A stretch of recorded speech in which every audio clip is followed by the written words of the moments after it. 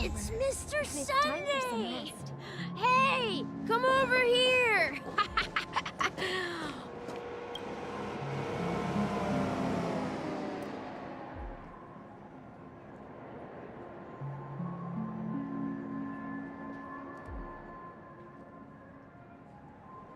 Oh, Mr. Sunday. Hey there! Okay, see the moon in the sky? It's about the size of the cap on my Soul Glad bottle.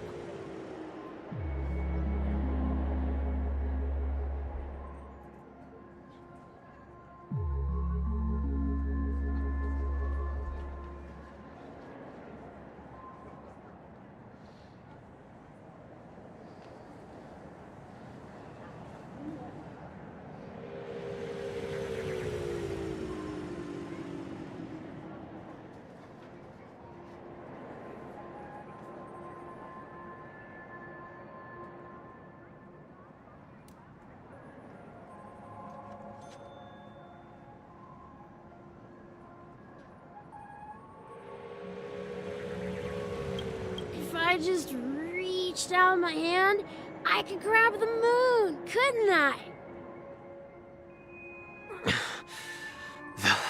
The moon? You mean the Grand Theater? Yeah. Look at me. I've been away from home for too long. I must be missing that moon. But it's no big deal. The Grand Theater here looks much better than the moon back home. It's just magnificent. They told me not to sell everything I had just to come to Penacony. Selling everything you had? Why would you go to such lengths? Why? Can't you see? Life back home is miserable. It's not really living at all. It's better to be here at Penacony. No pain, no worries about tomorrow, just sweet dreams. You can do whatever you want. That's what I call living.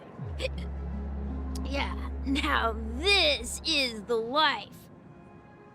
Is this truly living? Huh? What did you say, young lady? Oh, it's nothing, sir. You see, the traffic on Glock's Avenue can be dangerous. How about I ask a Bloodhound family member to escort you to Ideen Park over there, so you can continue enjoying your sweet dream? Oh, yeah, that's a great idea. Wow, no wonder you were the leader of this sweet dream. See you around, Mr. Sunday.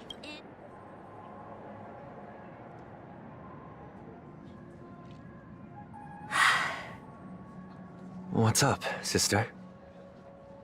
This is the land of the dreams. But why do they live like this?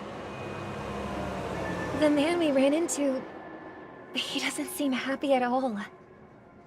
Even though sweet dreams are nice, they're just illusions. But for him, they're the only way to survive, even if it means giving up on reality. That's not really living at all. I suppose you have a point. But, in my opinion, that's how most people live their lives. Why do you say that? You think that man is not actually living, but that's not quite accurate. Even without Penacony, people create their own illusions called self-value. People believe they have a predetermined value to fulfill. Gaining value means gaining power, and those deemed worthless are seen as the weak. However, value doesn't come out of thin air, and there's a limit to it. To accumulate value, people have to take from others. So, the weak get exploited and oppressed. Are you suggesting that this is not how things should be? Exactly. But, ironically, people don't think there's anything wrong with it, because they uphold the illusory notion of self-value, and even the weak believe in it. The survival of the fittest. That's where all the tragedies in the world come from. People come to the sweet dream in Penacony to escape from that reality and find solace. No tragedies exist here, only happiness, although in its nascent form. Isn't that the same paradise we yearn for in our dreams? Perhaps that man is just an exception. Let's not jump to conclusions. We should experience the dreamscape ourselves, just as I did at Dreamflux Reef. Yes, seeing is believing. I'll accompany you.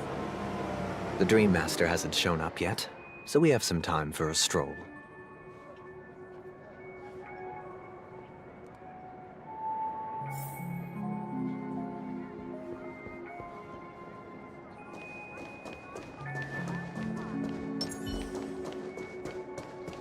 Yeah.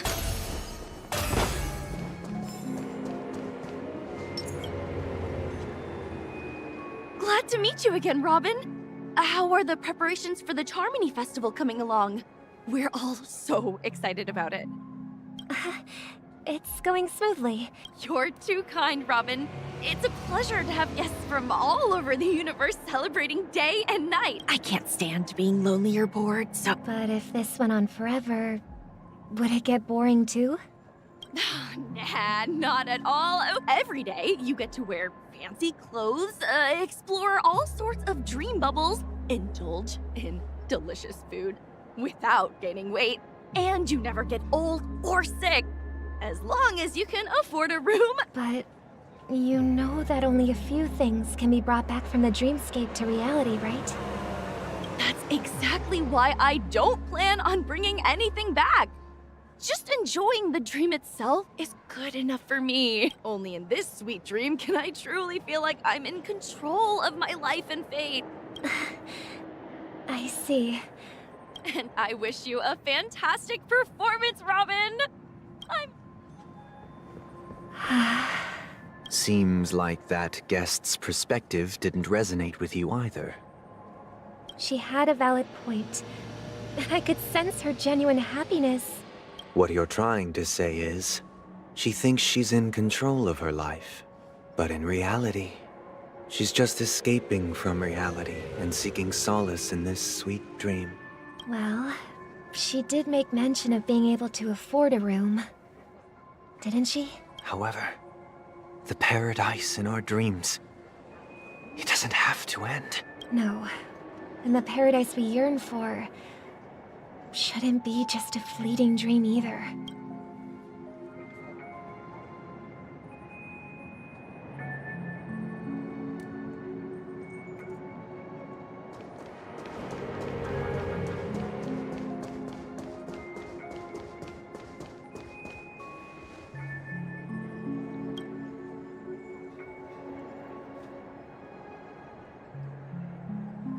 The scenery in this dreamscape is truly breathtaking, isn't it? Oh, Robin. Can't believe I'm meeting you in person here. You're right. Even though time stands still in this dreamscape, it always feels fresh. A philosophical mind. I hope I'm not intruding. Oh, not at all. No. With little time left, I yearn for meaningful conversations. It's my pleasure. No need to be formal. Just speak your mind.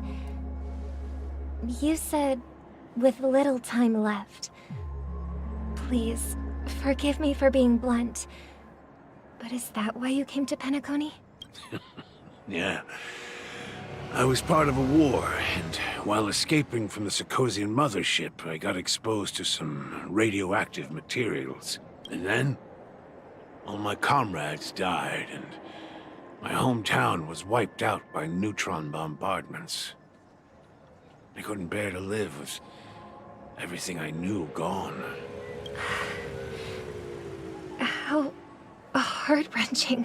They have, and I'm truly grateful for that. They provided me with a comfortable room, the most advanced life support devices in the cosmos, and a stellar team of caregivers. My physical body is now in the dream pool, sustained by life support. The me you see here is whole, rational, and no different from any other person. But I can't say the same for the me in the hotel room. My true appearance.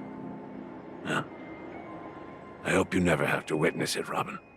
So, you'll be living forever in this dreamscape, right? Just being able to live at all is good enough for me. Whether it's in this dreamscape or not, well, I don't really have much say in the matter. My world has been torn apart, and my life could end any second. So, even if this whole place is an illusion, it's still my paradise, and I'll treasure every moment I spend here. How I envy those everlasting things. That old man's story. It's so tragic. That's precisely why this sweet dream in Penacony exists. However, even the sweet dream has its limitations. While it provides solace to the disillusioned, it can't completely eliminate pain in reality. There will be a way out.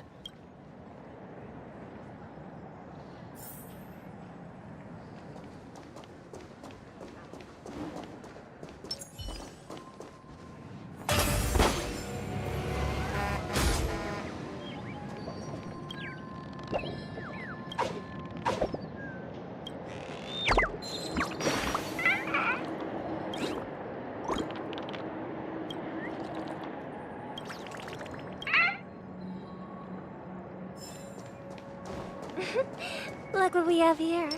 A lovely young lady. Wait, is that me?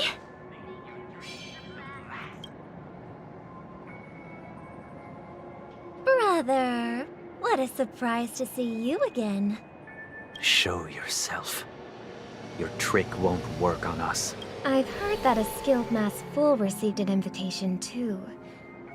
That must be you, right? Barely. The people here are way too gullible. A little bait is all it takes for them to bite. And they run away at the slightest hint of danger. Now that you've had your fill, it'd be wise to leave before it's too late. The music of the harmony doesn't tolerate discord. What? Now that you have the real Robin, I'm useless? Oh, how disheartening. You should be thanking me. Because if it weren't for me cleaning up this mess, Penacony would still be in shambles. Don't you think? That was a personal request from the head of the Iris family, and it has nothing to do with us. Step aside and stop causing trouble for the Charmony Festival. The Charmony Festival? You think you can scare me? You think I have no idea what you're planning. I don't care what you're thinking, chicken wing boy. But I'm pretty sure our lovely Robin won't be appearing on stage. Penacony, the land of the dreams. Is this truly the paradise you desire. Stop it. What's the rush, chicken wing boy? Our paradise is none of your concern, masked fool. Leave now, or the family won't tolerate you anymore. All right. I'll go. But Robin, I suggest you seriously consider this. Do you really believe those living in dreams can escape pain and find true happiness? Well, I've done my part. And now I'm simply waiting for the fireworks to begin. Here, the last 2 gifts for both of you. And don't lose them, and it'll be thrilling. Bang! I heard a raven cawing in the distance. It seems the Dream Master will arrive soon.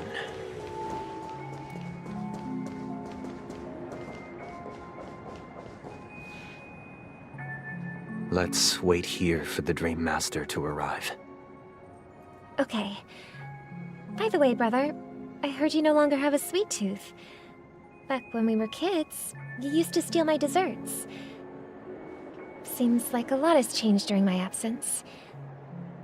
What exactly happened? Well, someone has to stay awake even in this sweet dream. But that someone doesn't have to be you, or anyone in particular. You're carrying too much on your shoulders, brother. The paradise in our dreams. It shouldn't be like this. Penacony is nothing more than a dream. It can't erase the worries and pain of reality, or bring true happiness. It only offers an escape from reality. Nothing more. Remember the old man we met earlier? Without this dream, he might have completely lost himself. That might be true, but even without Penacony, he could have chosen another path. As far as I know, the Intelligentsia Guild has been promoting their rehabilitation techniques for a long time now. That path may have been more ordinary and challenging, but now he's in a comatose state. And the sweet dream has become sort of end-of-life care. His fate is sealed. Is Penacony granting these people a future? Or is it taking it away from them? Well, don't forget this. Not everyone really has a future. The future for humanity is like the sky for birds. People mistakenly believe that flight is inherent to birds because they've never witnessed those birds crashing to their death. Do you remember how we took in that little Charmony dove when we were young? Yeah, we took care of it. Provided food and water, groomed its feathers. And later, when I decided to leave Penacony, I opened the cage and set it free. Well, I didn't mention what happened to it in my letters because I didn't want to upset you. Shortly after you left, it crashed to its death right in front of your window. I had surmised as much. I knew you wouldn't have avoided mentioning the bird for no reason. Despite that unfortunate outcome, I still believe it was the right decision. Birds aren't meant to spend their lives in cages. They belong in the sky, even if they can't fly. But here's the thing. If there are birds in this world that can never fly, can we really assert that they belong in the sky? Are you implying that the same goes for humans too? Let's take the Astral Express as an example. The Nameless made tremendous efforts to bridge worlds, gaining fame across the universe. However, only a few extraordinary individuals can endure such a perilous journey. That's because the pursuit of the Trailblaze exceeds the capabilities of ordinary humans. Otherwise, Why would this path be filled with broken rails, an abandoned express, and even a fallen Eon? That's just sophistry. If that were true, then only the powerful would have the right to determine the future. Unfortunately, that's exactly what happens. Another name for the future is self-value. While this world has its fair share of heroes who inspire people and garner admiration for their heroic deeds, the majority of ordinary people will never become heroes in their lifetime. Some are born weak and vulnerable. Some find themselves trapped in unfortunate circumstances. Some fall victim to malice and cowardice. When it comes to survival, everyone is equal. And the weak can only watch as their value gets constantly diminished by external forces. That's why we should care for the weak and support them as if their suffering were our own. That's what the Odes of Harmony have always taught us.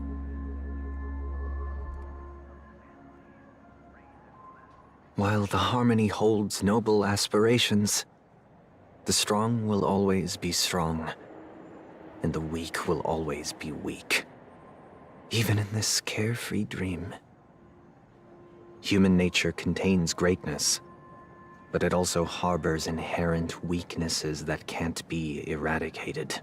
In the end, if people can't even secure their own survival, they won't care about the illusory future of equality. As long as the law of survival of the fittest prevails, there will always be fledglings crashing to their death. But if people don't live for the future, do they merely exist for survival? If even you, my brother, don't believe that the Harmony will save the weak, then which Eon can make our dreams come true? People often forget that when the first bird took flight, the entire world envisioned a future where no more fledglings would ever crash to their death. Are you reading, sister? What are you reading? Mr. Gopherwood gave me a picture book. If I could become a chord master, I'd like to summon Dominicus, the harmonious choir. I see. Then I would summon the harmonious choir too. Don't you have a wish of your own, brother? Of course I do. It's just that it includes your wish and everyone else's. I long for a true paradise where everyone can find peace. Then let's build a stage there and invite everyone to our performance so that both our wishes come true through the... It's a deal then. Yeah, it's a deal. But how can I become a chord master? Maybe you'll have to become a star first.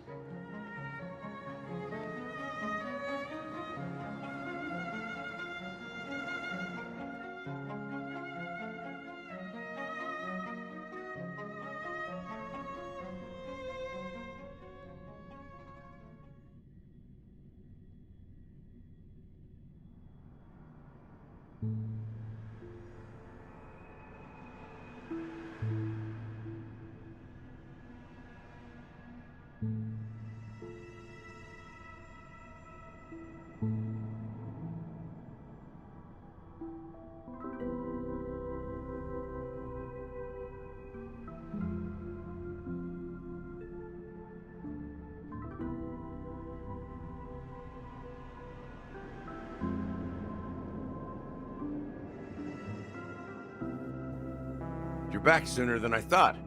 Any results? Yes. And now, it's up to us to forge ahead. Since his last will has now been conveyed, my final mission is complete. But pardon me if I sound curt. It's good to have determination.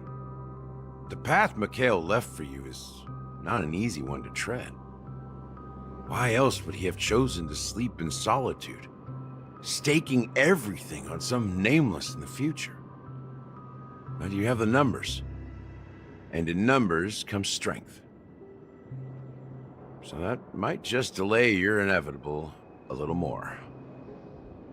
Got any more encouraging words? As I see it, relying on Welt's negotiations alone is far from enough. Regardless of whether the other party will be compliant, negotiating simply allows us to meet them as equals. Penacony is our rival's home turf, and we already have very few chips left to play with. Rather than idly sit around while the family's got us blocked off, an offensive approach might be a wiser course of action. We're more familiar with the Stellaron's properties than most, and since it's the key to stabilizing the sweet dream, it's vital to the family's interests. That's right. As long as we pose a threat to the Stellaron, either with words or otherwise, we have a chance at gaining the upper hand. But the problem is, on the eve of the Charmony Festival opening, how exactly are we going to get close to the theater? Family security will be airtight, and if we brute force it, even if we succeed, it's too risky. So, no one's gonna say anything? Then I'll raise my hand. I know the...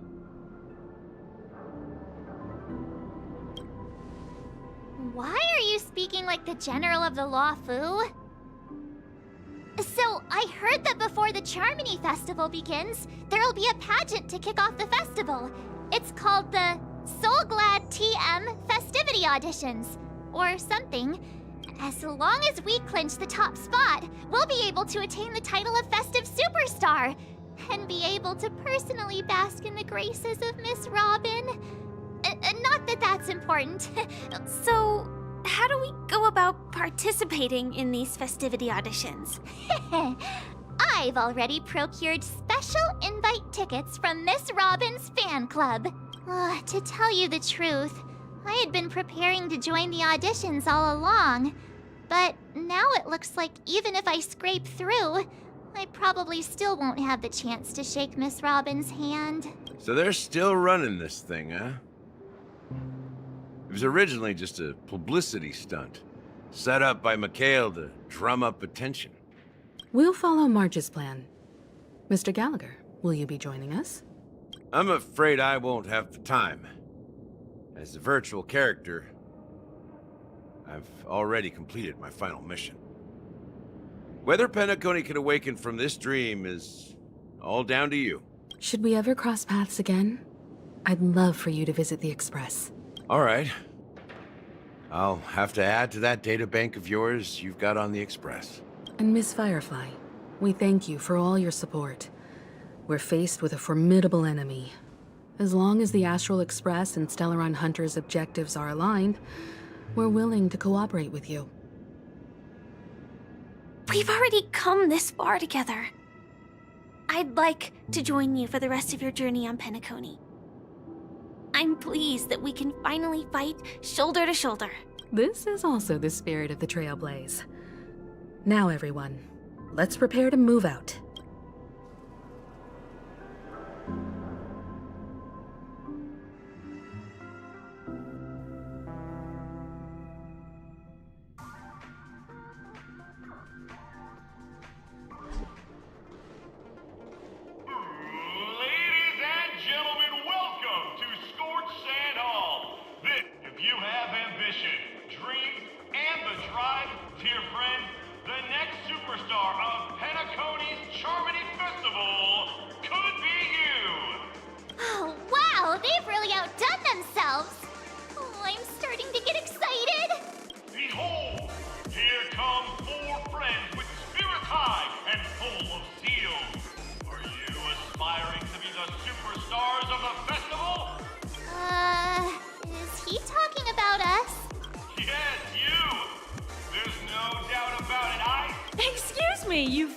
What are you hoping to get out of all this? As the last group of contestants, how confident are you in overcoming all of the challenges? Would Would you be open to a brief exclusive interview with us? It'll be... Your journey is long and fraught with peril, yet under a sky blanketed by banners, you vie for the crown. The sword and rose! Protect the beauty! The beauty, the beauty! A knight's head is hard as steel. Brother Lance's focus is stubborn as a heel. People are pouring in. It kinda feels like all sorts of baddies are showing up. Ladies and gentlemen, please, make way. Make way. Coming towards us now is one of Penacony's top 10 wealthiest tycoons, and the soul-glad business empire's founder. Allow me to introduce myself. I'm the director of Soulglad's factory, Ideen Lina. My four friends, introduce yourselves to the audience across the cosmos. Hello, everybody. I'm Himiko, a nameless from the Astral Express, and these are my companions. Don't you guys need to hide your identities? Can't hide it anyways. Penacony is plastered with our posters. And because the Astral Express is so well known, the family won't dare to make any rash moves.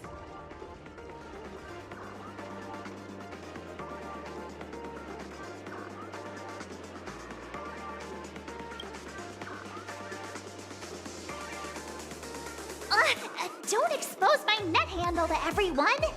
Hello, everyone! I'm March 7th. I'm an ordinary girl who loves adventures. Hello, everyone. I'm Firefly. I am also an ordinary girl who enjoys adventures. So it's a bunch of nameless guests. This final face-off is bound to be spectacular. Grab a bottle of Soul Glad and make your dreams a black.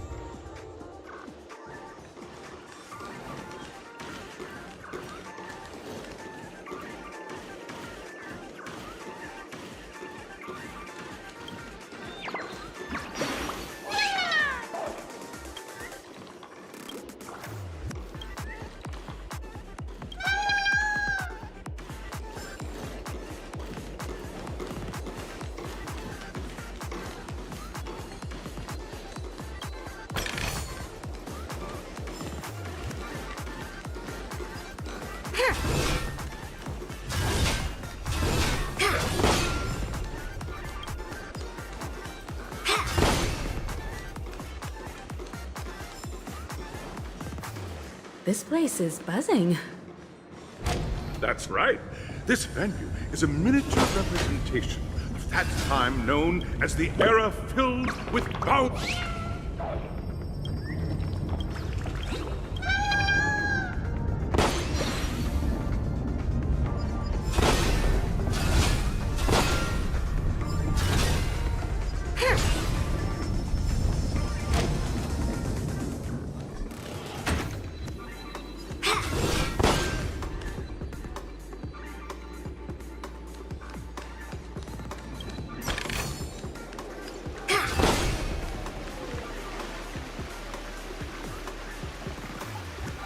Grab a bottle of Soul Glad and make your dreams a black.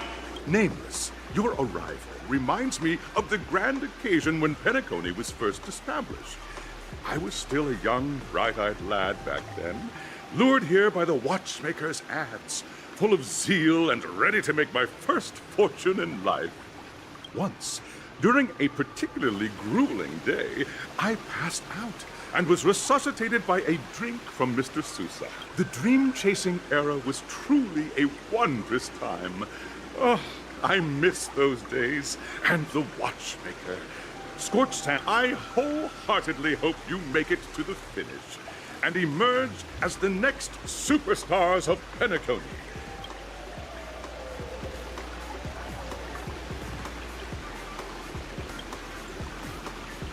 Ha! That's the trailblazing spirit.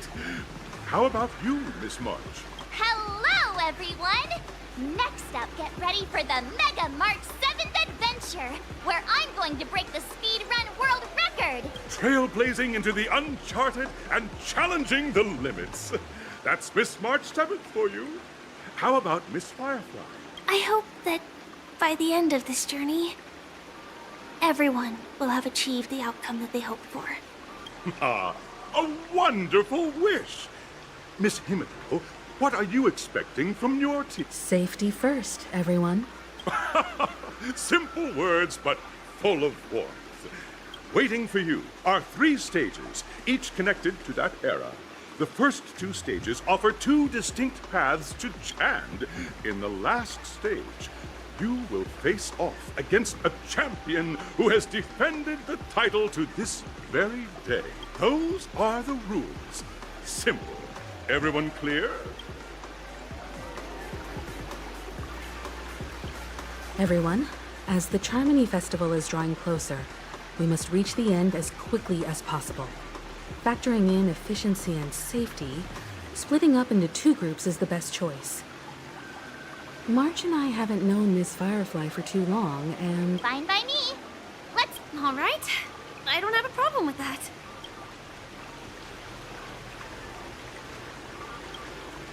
We'll split into the assigned groups then. Let's not waste time.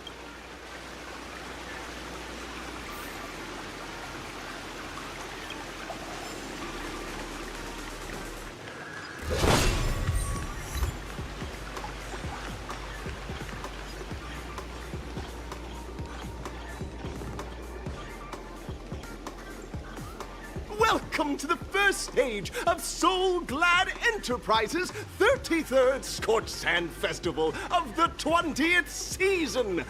In the School of Acting Challenge, you have to complete 3 performances from 3 scripts and move the panel judges. Now, make your choice.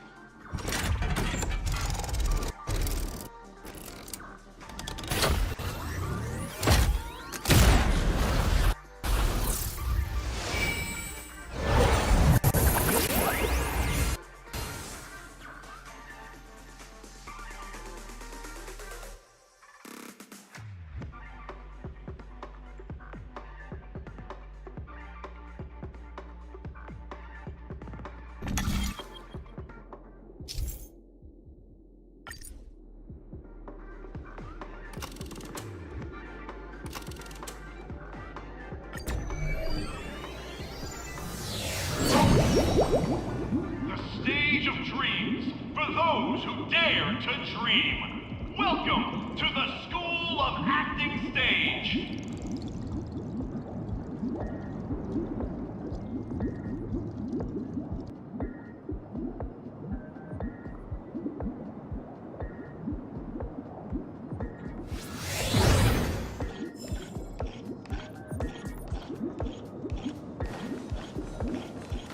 Step onto the stage and move the judges.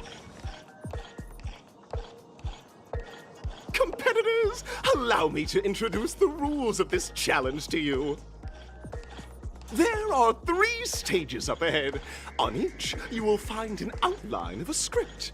These 3 scripts were written by the legendary filmmaker, The Watchmaker, and depict various stories from Penacony's era of pioneering. Your task is to bring those moments to life. Also, a bit of trivia. The record score for this stage is held by a participant with fiery red hair. We are running out of time, so let's get this over with quickly.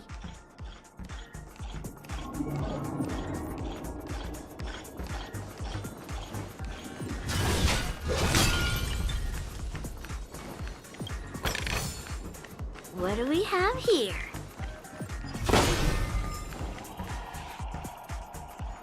Oh, just take a look at this pair!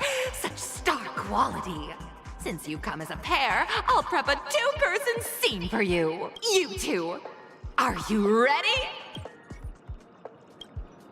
Envision that you both, driven by the spirit of exploration, are arriving at the land of dreams that is Penacony for the first time. But instead of lush lands, you find yourselves amidst swirling sands and desolation. You're driving an old clunker through the wilderness of the dreamscape, braving the cold wind, choking on the dust, and suddenly, a fierce memory zone meme blocks your path. Now, Miss Greyhair, what line would you deliver to express your disappointment in Penacony?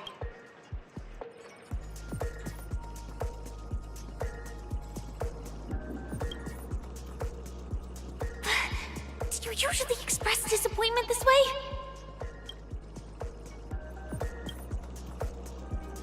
Very good! Now, though you're disappointed, your screen partner is conversely very enthusiastic. Now, young lady. This is great! I love living on the wild side! Very good! Very intense! And then we cut to the story's next scene. You find a job mending the rails, but the days are long, and your endurance can't keep up, and you finally collapse in the endless expanse of desert! Suddenly, sweet rain falls from the sky, wetting your lips and rousing your spirits! Now, Miss Greyhair, what line will best express your surprise at this moment?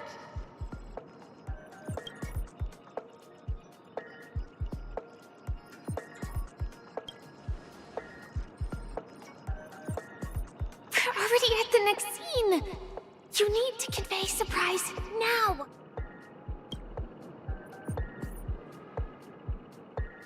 But at this moment, your partner yet gazes into the sky, both her eyes closed.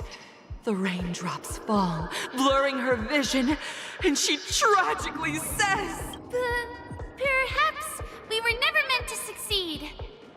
Right? Fantastic! Both of you have an incredibly solid foundation in dialogue delivery. However, lines aren't everything in a performance. Up next, you'll be challenged with a body language test. I hope these tests won't take too long.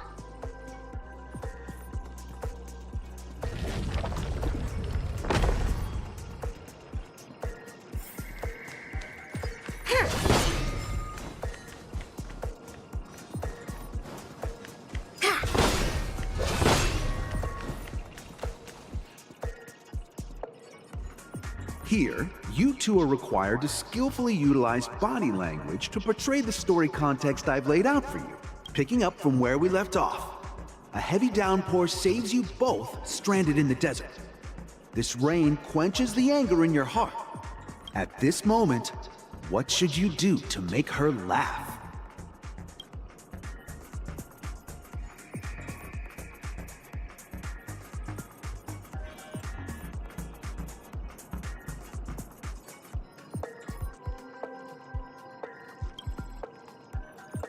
You seriously think that would make someone laugh?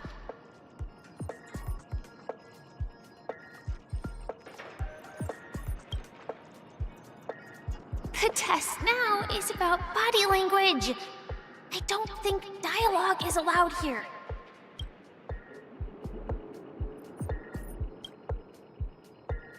What?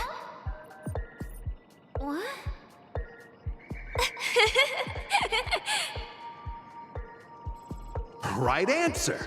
Your companion sees you rolling about in the sand and thinks about the arduous obstacles along this journey. I'm gonna get back on my feet and keep moving forward. A tug at the heartstrings! The story continues to develop. You have no choice. The goods you stockpiled at high prices have to be sold at a loss.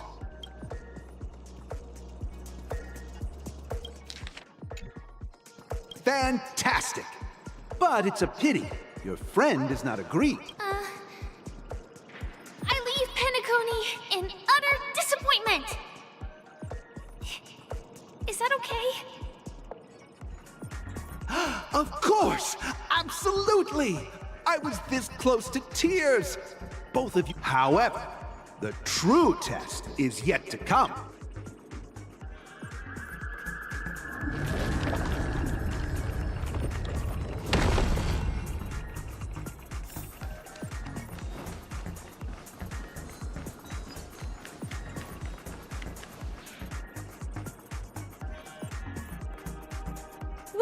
to the final stage. Actually, all the scenarios that you previously encountered were all from the film Once Upon a Time in Dreams. Two companions arrive on Penacony with nothing but a dream. Their desire for achievement is met with continuous setbacks. Ultimately, one continues on, despite spiraling into debt, while the other concedes defeat and leaves. Many years later, their paths cross once more in the thriving Penacony. Yet, they refuse to acknowledge.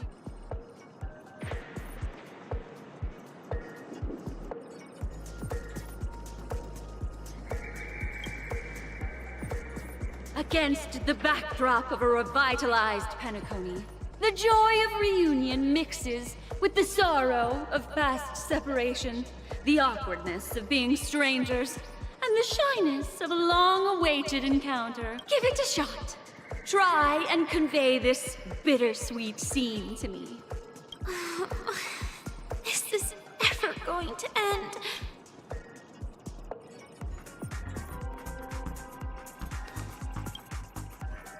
Your performance is far from satisfactory.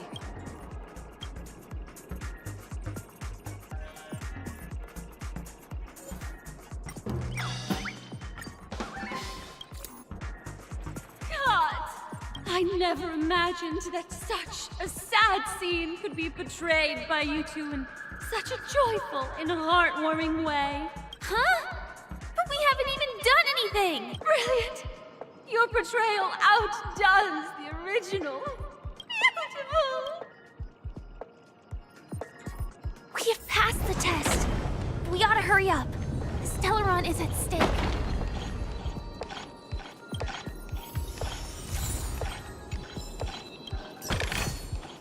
What do we have here?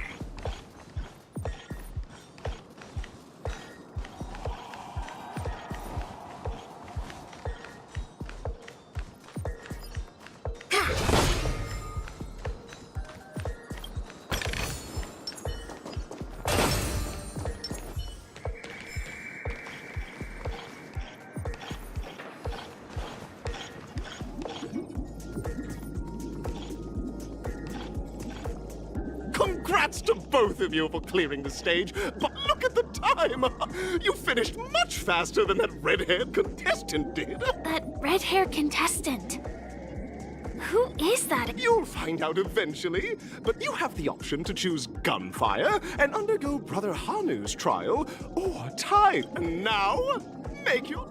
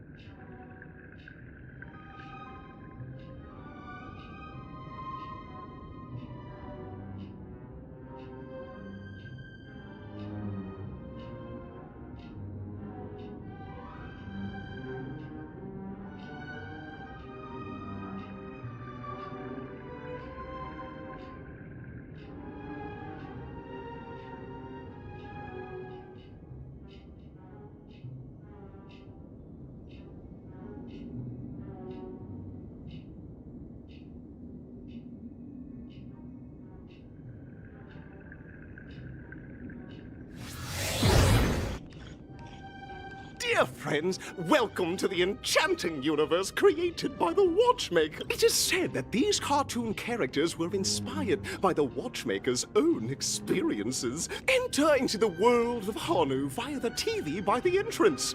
If it's a gunfire trial, we should be able to settle this with a fight, right?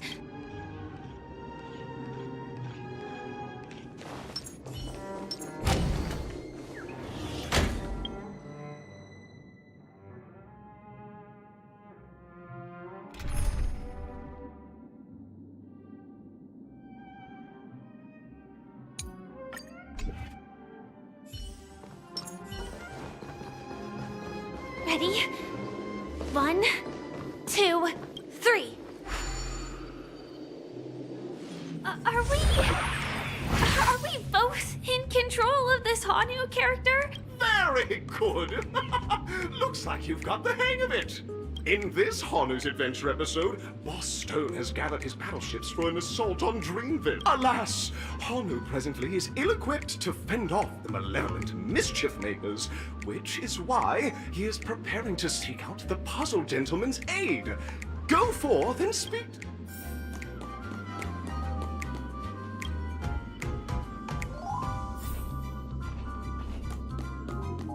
Oh, brave Hanu, you look like you could really use some help.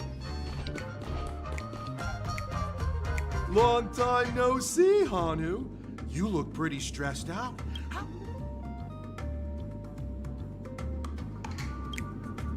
Oh my! Are you telling me that Boss Stone has rallied the villains to seize Dreamville? Listen closely, Hanu. I'm aware you're in need of a suitable weapon, but you know what? You'll have to play an exhilarating round of Dream Jigsaw first, no you?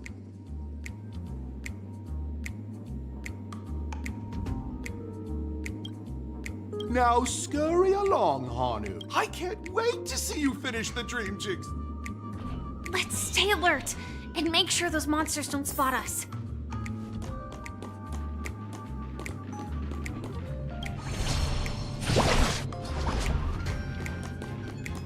Look up there! If we can push that thing down, do you think that would do the trick?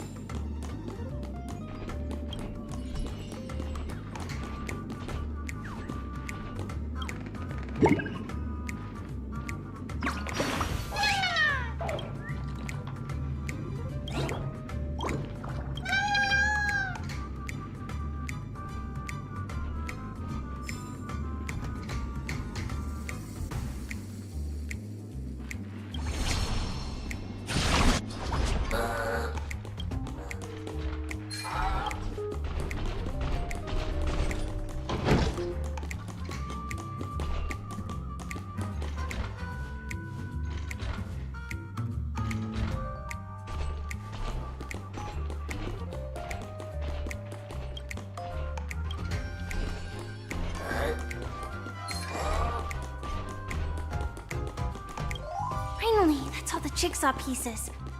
Let's hurry back.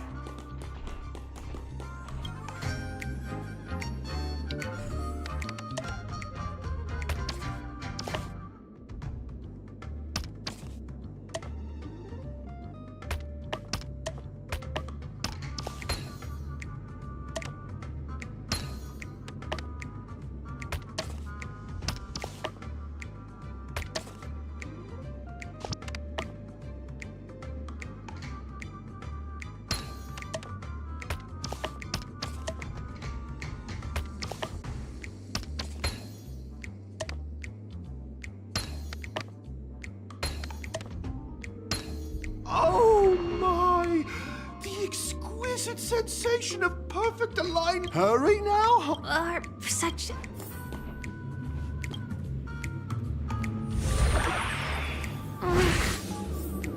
Disconnecting from that thing so suddenly has left me feeling slightly disoriented.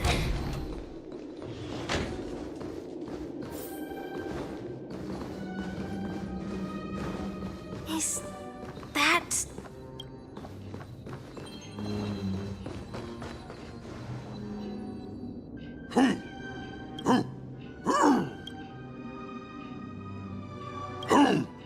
What exactly is he talking about?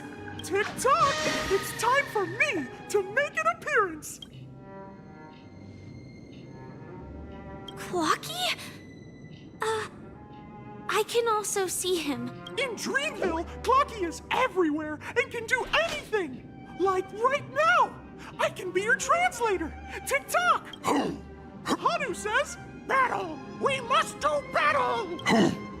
The enemy is at our doorstep, and we have no path of retreat! Touch that suspicious-looking TV right now!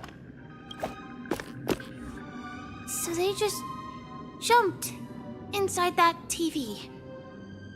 Sheesh. Logic in this plot and dialogue is really being pushed to its limit. Well, here we go again. Ready? I am gradually getting used to this. Oh, did someone say high-level movies just now? Last we saw, Hanu, but brave Hanu won't go down without a fight. But... Guess what? Hanu's favorite... What a coincidentally convenient plot twist.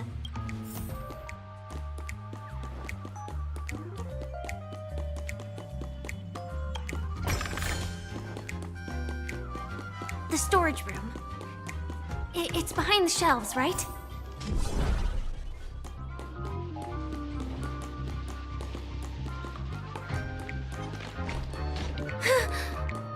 He wasn't lying. There's actually a bazooka here. Now we should have a way of dealing with those bad. This thing feels just like the soaring locust too.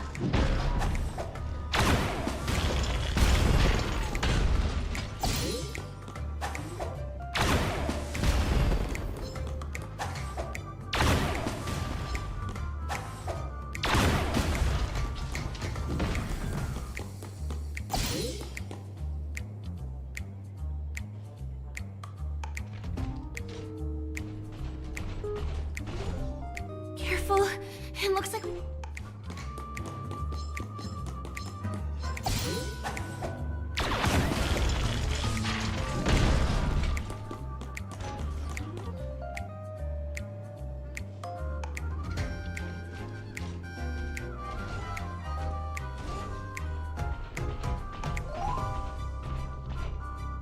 Here we go again.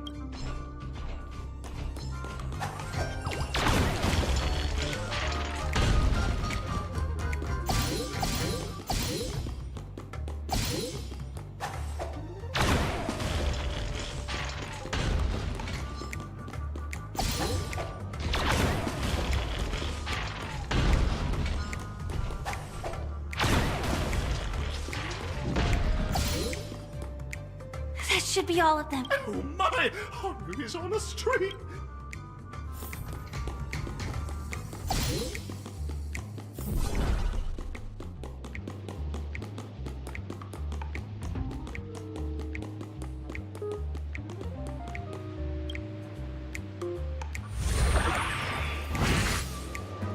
Well, that's that.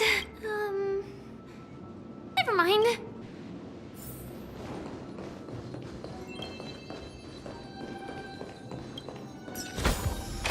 Full of supplies. A rare find.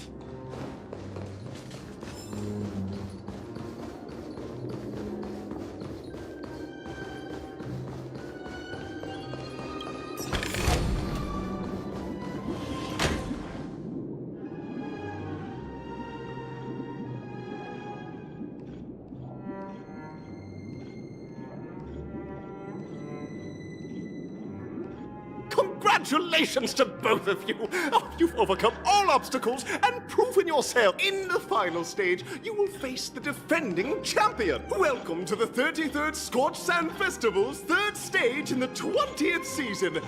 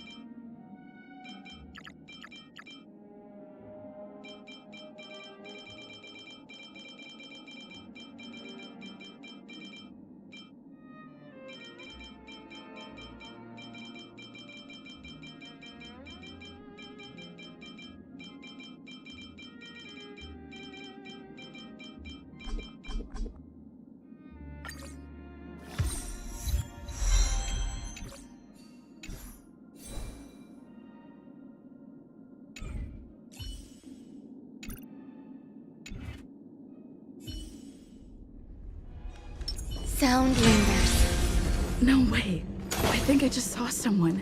Someone extraordinary. Yeah. Yeah. Intercepting sword technique.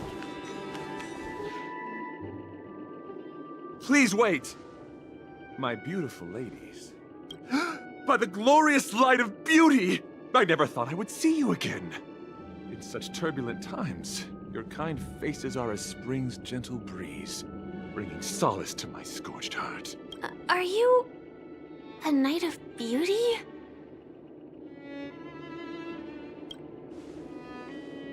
You've already heard of my humble title elsewhere? I am deeply honored. Upon hearing of the impending festivities, I commanded the one and only to bring me to Penacony with full haste. Fortunately, the mini-rabbit mech pilot, stray cat duelist, galactic ninja, and quad-drive Intellitron, along with 32 other souls in distress, all emerged from their predicaments safe and sound. I do not deserve such praise. Unfortunately, that dashing IPC ambassador, whose radiance matches that of a beautiful peacock, remains in a woeful state. Ugh, how I wish he too could partake in this splendid occasion. Okay, let's get back to business. Though upon arrival, I was once mistaken for a towering silver-armored fugitive with fiery red flames due to my lack of eloquence. It matters not. What matters is that I now stand before you. Our paths have crossed. I, Argenti of the Knights of Beauty, am humbly requesting a battle with you both, in the name of the Code of Chivalry. If I am fortunate enough to emerge victorious, kindly grant me passage to the Crown of Victory, and recognize that Idrilla, the beauty, is the most peerless beauty of them all.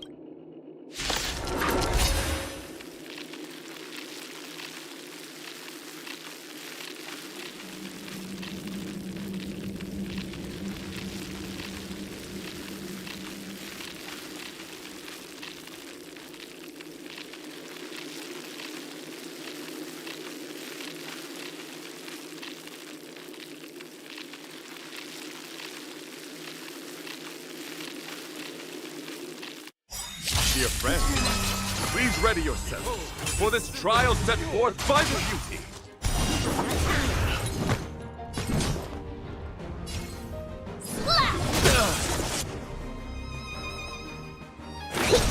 Step up, let's see. Let the duel commence. Melt! Put forth all your... Lead through clouds!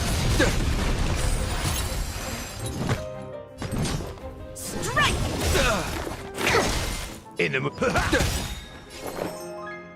Existence is unity. Melt! Descend to earth! Rise to the challenge. What are you? Slap! Rise Every to the petal challenge. all will be swept away by the wind. Confess. Yes, you! Flesh wound. Bear witness to honor. Shivering mountains!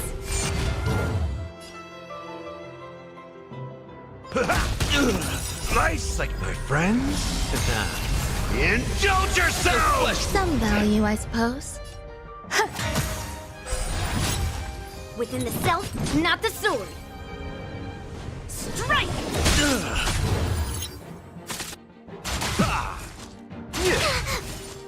To travel far. Thank you for your help. Let's sign loyal. Step up, let's see ya.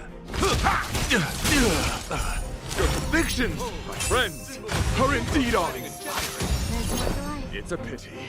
The laurels of victory belong to Idrilla. Commencing research. Here, try this. So this is the warmth of life. Strike! Confess. Right on time. Put forth all your might. Descend to earth! Rise to the challenge.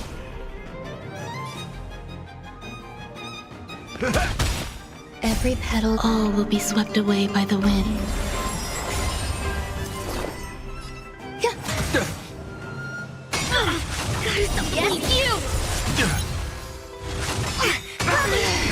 Right on time. What are you made of? Leap through clouds! Again. Yes, you! Nice like it, my friends. Indulge yourself!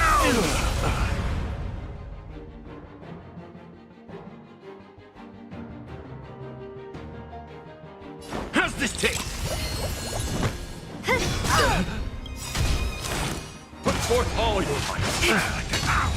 Right on time.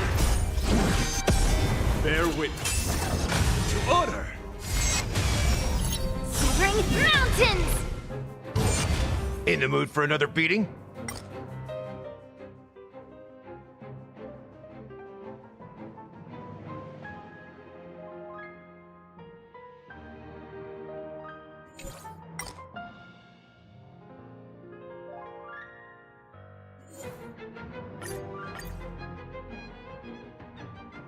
Dear friends, please ready yourselves for this trial set forth by the beauty.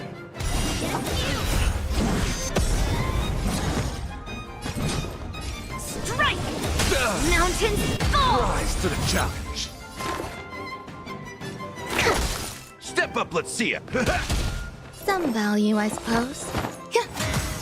You're fighting a gentleman. Put forth all your might. Right on time.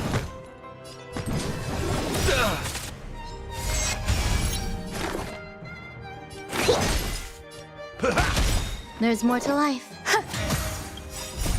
Melt! Descend to earth!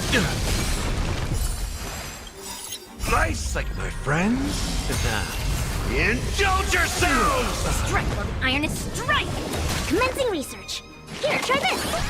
So this is the warmth of life. Existence is unity. To travel! So that every petal, all will be swept away by the wind. Melt! Let's shine north. Leap through clouds! Bear witness to order.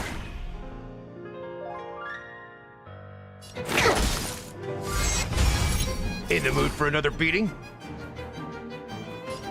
The flesh. Some value.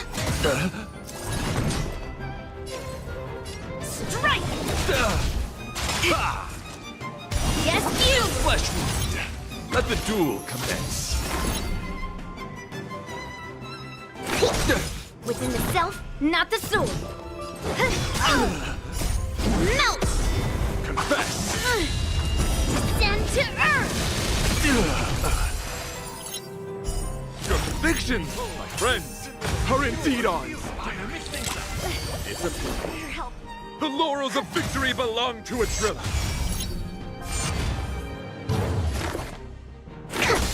What are you made of?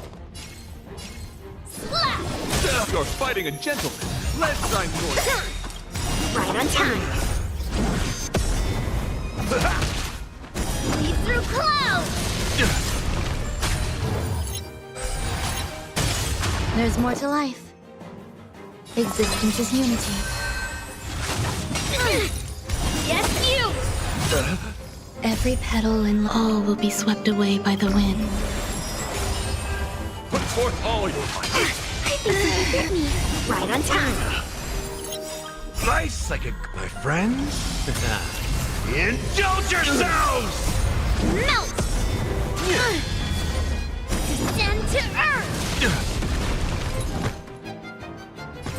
Strike! Perfect. Deep breath. Thanks, pal. How's this taste? Destined to travel! Thanks, pal. Put forth all your might. Yes, you! Bear witness. Specimen sighted. Mountains fall! Step up, let's see ya. It ain't over. Rise to the challenge. What are you made of? Strike! Let the duel commence. Confess. Right on time. Yes, you! Lead through clouds! Commencing research. Put forth all your might. Brother! Right on time. Yes, you! Descend to earth! That's enough. I have come to grasp the sincerity of your cause. I yield.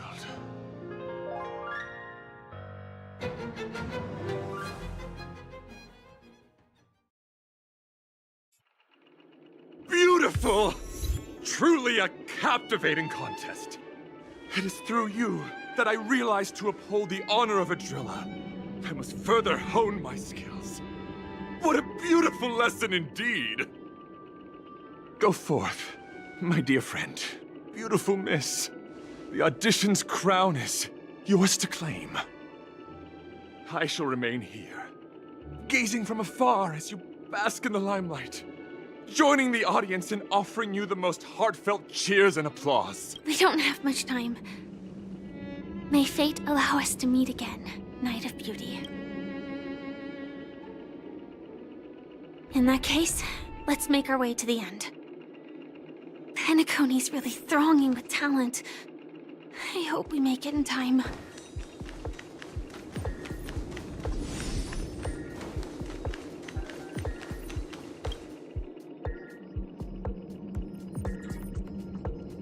Go forth. The champion's stage belongs to the both of you.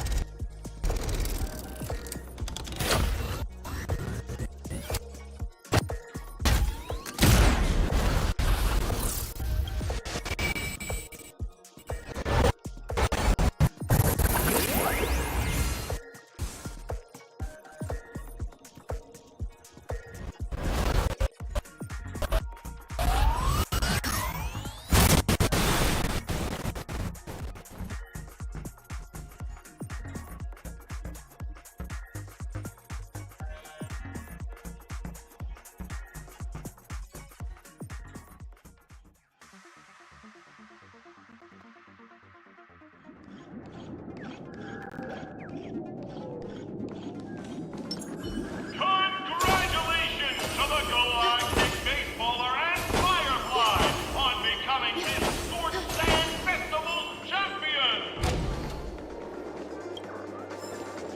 We look forward to their amazing entrance in the Charmony Festival! Let's give a round of applause to our aspiring young guests!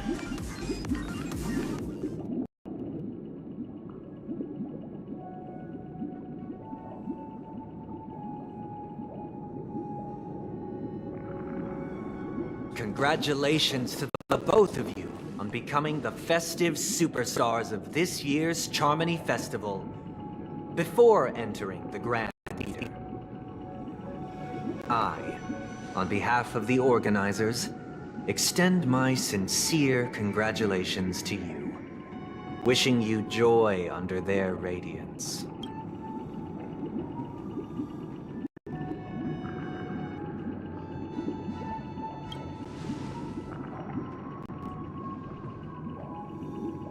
As previously promised, my sister, Mr. Yang, and I have met with the Dream Master.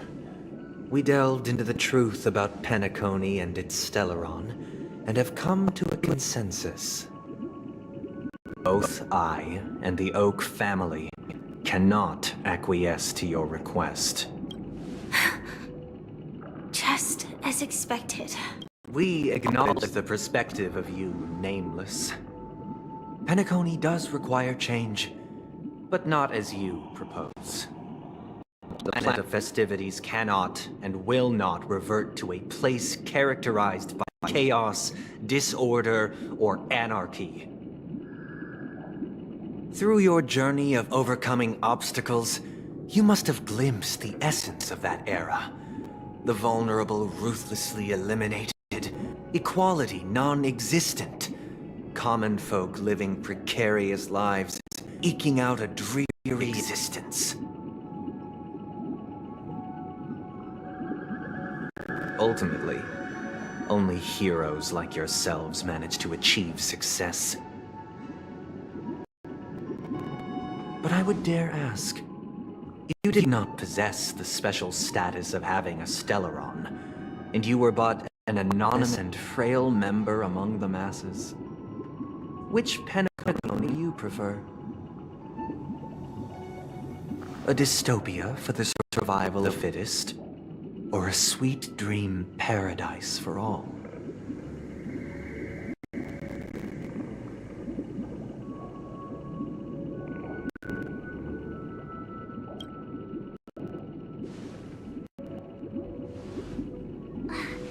That's not the point! Don't let him mislead you! Mr. Sunday, even if the members of the Oak family can't fully agree on what to do about Stellaron, now's not exactly the time to be holding an extensive discourse about Penacony's past and future, is it? The Stellaron issue concerns the life and death of everyone on Penacony.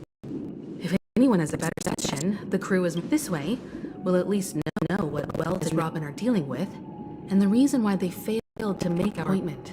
Ah, Navigator. That is precisely my intention.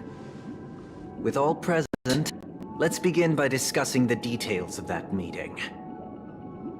Let's talk about our tribulations and choices, our ideals and beliefs, and our final course of action. The only path to take.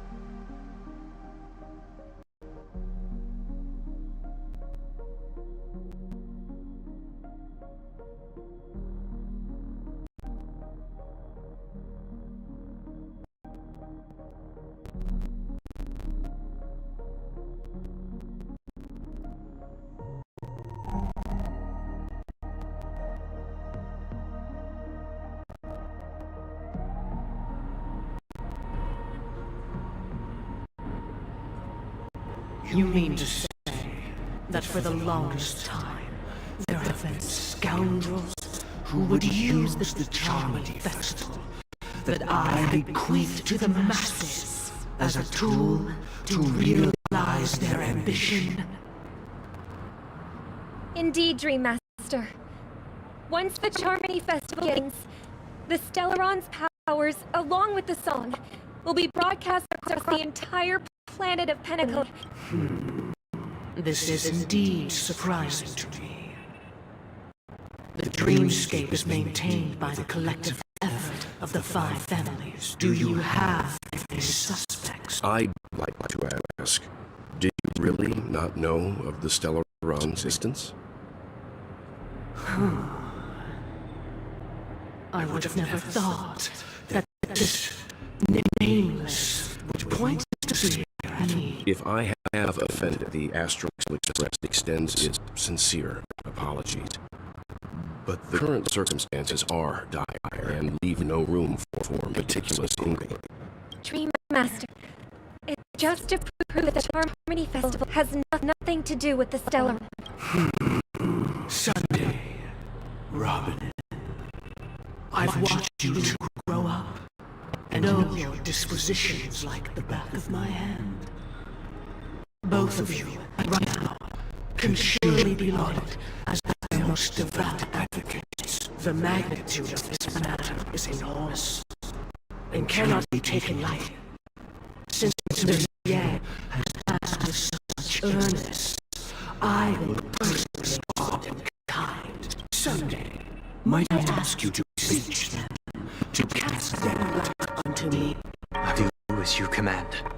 Robin, could I trust you to be present as a witness, to document the truth, and to proclaim my innocence? I will do as you command. May thy will be carried out on earth. Oh, triple-faced soul, please sear his tongue and palms with a hot iron, so that he will not be able to fabricate lies and make false vows. Let us begin. There is nothing else to prepare. Understood. Question. Have you devoted your life to your god? Naturally. Do you love your god as you do yourself? Naturally. Have you strayed from the path expected by your god? Never. Have you ever been inordinate with your asks of your god? Never. Then, a final question. Do you swear to fulfill all vows, past, present, and future? With the Eon as my witness, if I not deliver on my words, or if I renege on my vows, may I be cursed in accordance with divine law. They have seen your faith, and have endorsed your faith. With this, it can be evidenced— Just a moment. What is it, Mr. Yang? I have another question I hope to have answered. To my understanding, the family's harmony and prosperity have never relied on so-called divine laws. The god you both mentioned, are they truly Eepy?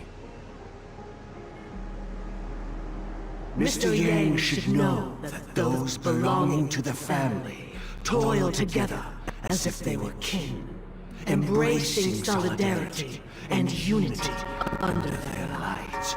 Such a delicate and complex symphony. Perfectly harmonized. Therein lies the problem.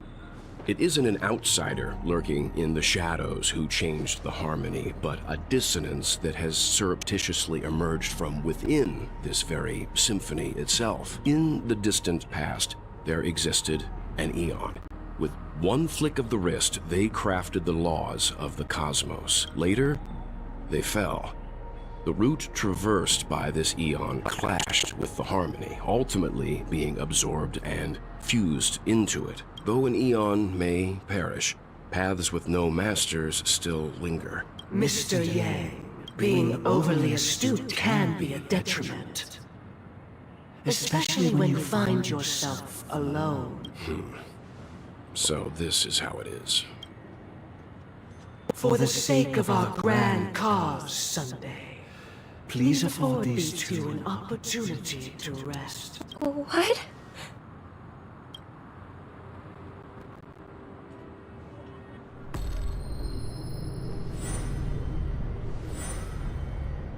Sorry, Robin.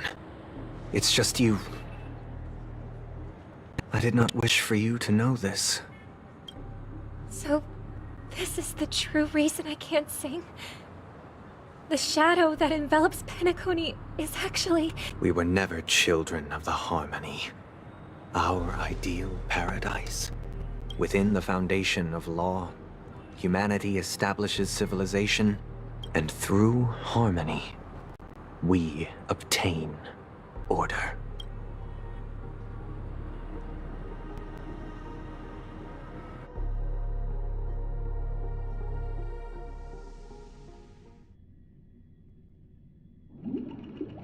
Unbelievable. To think that there would be remnants of the Order on Penacony. What have you done with Mr. Yang and Miss Robin? Don't worry. I just gave them some time alone to ponder their fates. You should know that these actions make you an enemy of the Astral Express. Should we need to stand against the Nameless, it would only be myself and the Oak family involved. But we haven't reached that point yet, have we? Your efforts for the justice of Penacony are evident to everyone, and have been widely observed. Oh, I intend to. If it is the Order that drove you to imprison Welt and Robin, and you're using them to coerce our compliance, then there'll be no point in entertaining any type of discussion. You're mistaken, Miss Himiko. They are in very safe hands, and just as the family has always proclaimed, no one can be harmed in the dreamscape. Penacony and the entire universe have witnessed far too much innocent bloodshed. The strong wield their blades against the weak. Natural selection. The world abides by this principle. So you've decided to resurrect a dead Eon? No one's ever done such a thing. If Miss Himiko is interested, let's draw back the veil and speak candidly. I'm willing to divulge the unembellished truth as to the intentions of the Order's Pathstriders, so that you will make better judgment for the Astral Express, for Penacony, and for this stretch of the universe. So, come with me, everyone. Huh? Where'd he go? Welcome. This isn't any location in Penacony's dreamscape. It's my inner world. The reason the scenery before you remains unchanged is because your consciousness has drawn on similar concepts to fill in the gaps. That means... Did you do the same to Welt? It's a tuning process. Stronger in effect and more draining on the mind. The gray-haired guest has experienced it before. Tuning allows you to intuitively grasp my feelings. Now, everyone, please look at the huge screen.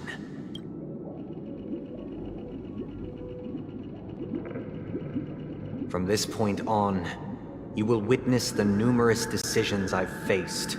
I believe after going through similar predicaments, you'll be able to better understand my thoughts. Let's begin.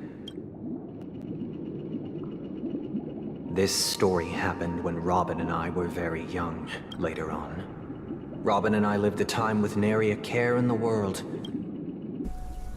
That baby bird was tiny. It didn't even have all of its feathers. And it couldn't sing. We decided to build a nest for it right there and then. However, thinking back, that winter was unusually cold. It was clear that if we left the fledgling in the yard, it stood no chance of surviving until spring. We decided that when it regained its strength enough to spread its wings, we would release it back into the wild. Its destiny was determined by our momentary whim. Now, I pass the power of choice to you all. Stick to the original plan, and build a nest with soft net where the Charmony dove fell, or build a cage for it. I eagerly await your answer.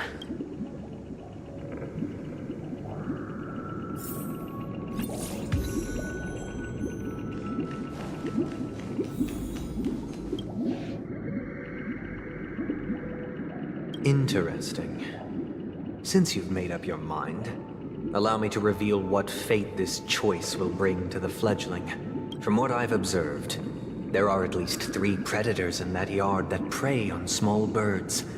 The Vossicle scorpion, Asdana wolverine, and the Huntington winged snake. Even if they shy away from humans, these animals are still near apex predators in a fenced location like a yard. As for the choice you made, I am deeply sorry. This story happened when I was appointed as Bronze Melodia. It was during that period that I had the opportunity to hear voices from all corners of the dreamscape. He was a dream chaser and an illegal stowaway. Just like the rest of them, he came to Penacony in search of a better life, he told me. I sold everything I could at home. He had a plan in place. He would buy back his children once he had made his fortune, and enjoy Penacony's beautiful dream with them. After hearing the Dream Chaser's story, I immediately appealed to the Bloodhound family to cease their pursuit. That way, at least he could live peacefully. I'll tell you the outcome soon. For now, I'd like you all to make a choice. Will you do as I did, and try to convince the Bloodhound family to stop their pursuit, or will you remain silent? I look forward to everyone's decisions.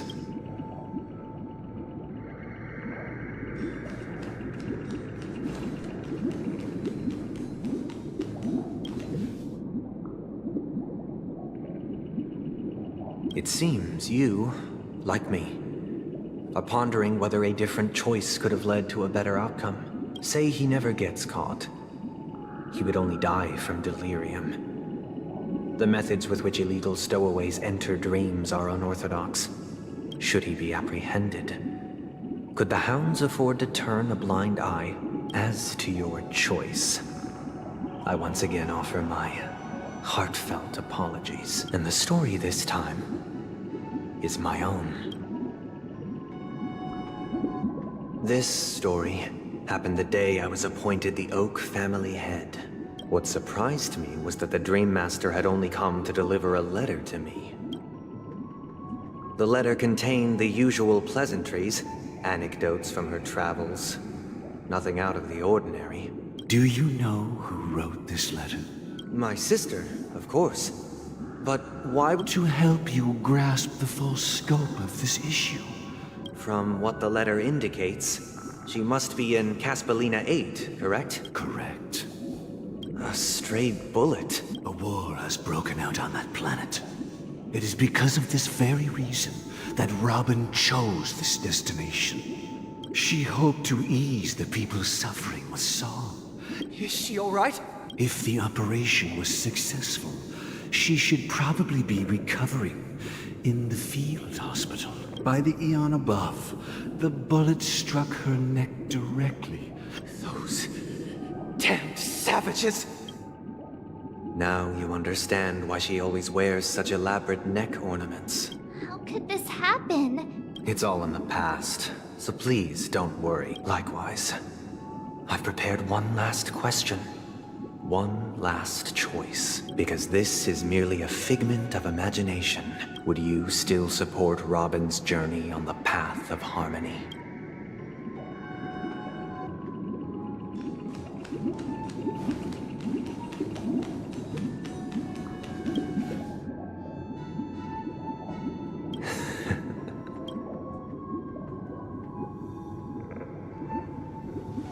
I am now aware of everyone's stances. Raising these questions merely serves to illustrate one point. The plight of Penacony cannot be salvaged by the harmony. The true foundation for a sweet dream paradise can only be established through the order, I know the suffering of being tormented, the turmoil of losing your way, how sorrow, and even despair, set in when matters don't work out. All of this causes me unending pain. We must teach the weak how to live a happy life.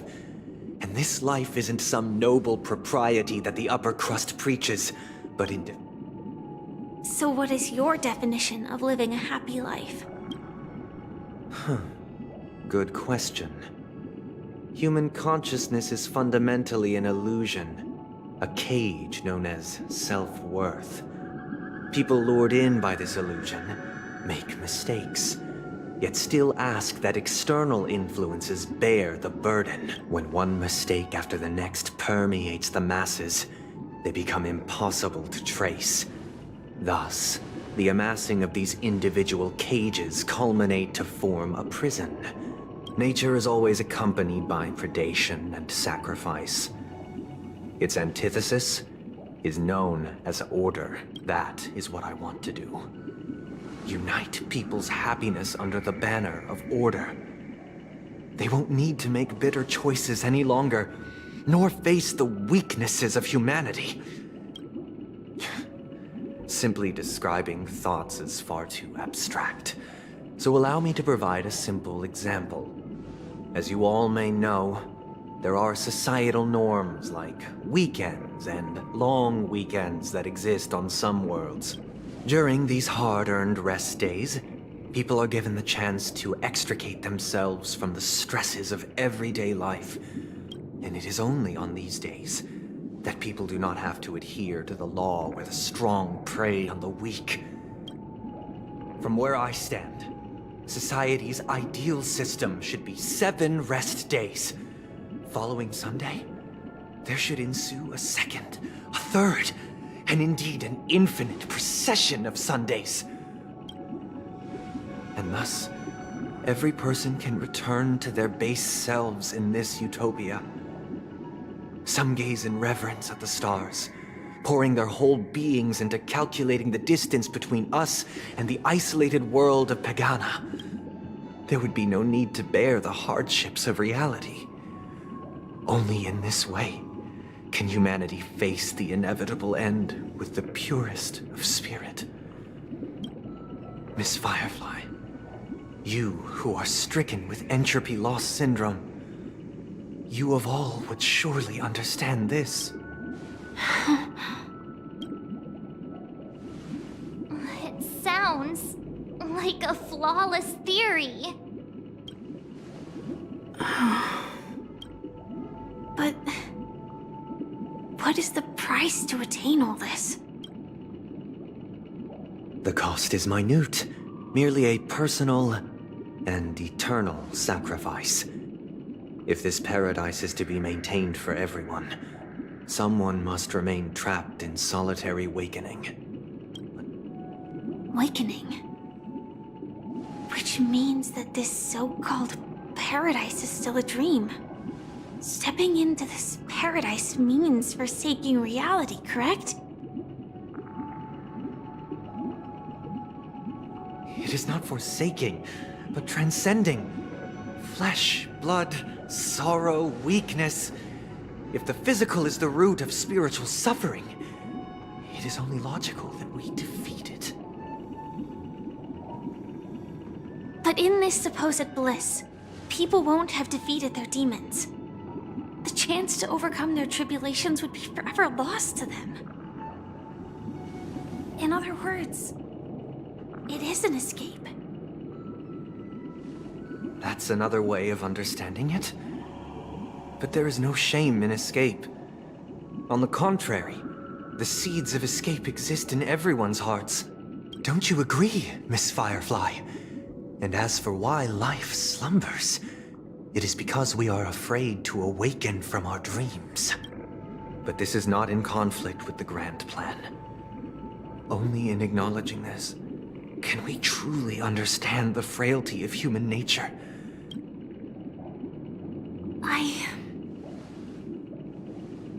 I admit that you are a born leader. Your perspective on humanity brims with pessimism. Yet you express compassion for all. But unlike you, I live for the self. From my perspective, individuals making choices for themselves is their birthright. The want to escape may be innate in the weak. But whether they are weak or not, it is not up to another to decide. Perhaps in your mind, you also view me as weak? Because I don't think so. Since Miss Firefly has said her piece, the Astral Express will also naturally give you our answer. We'll leave it to you. Just as Mr. McHale instructed before. Tell him our choice.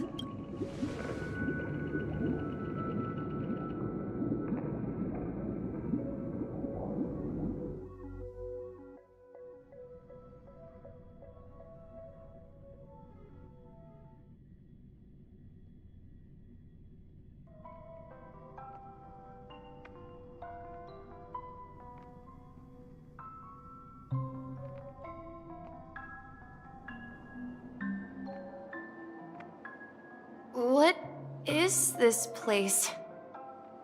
Does this place ring any bells, Misha? I don't know, but I feel a sense of déjà vu. It's the realm within a dream bubble. This was left to the Astral Express by a nameless, but weirdly, when we entered it, it was completely empty. Dr. Edward from the Dreamscape sales store told me that dreams are formed from memories, and a dream bubble can't take shape if its core is empty. So I thought you might be able to help us in unraveling this mystery, Misha. I don't know much about dream bubbles, but if you want to figure out what this mansion is... I'm counting on you then. Himeko, I still don't get it. I wasn't sure. It was just a hunch. But since Misha feels familiar with this place, my hunch might be correct. Exactly. This is where you and Firefly encountered death, which we now know as dormancy. The question now is, who brought you here? We're drawing closer to the truth once more. Let's give Misha some time. All right, but there are doors all over the place. Which one should we choose? I guess... maybe this way?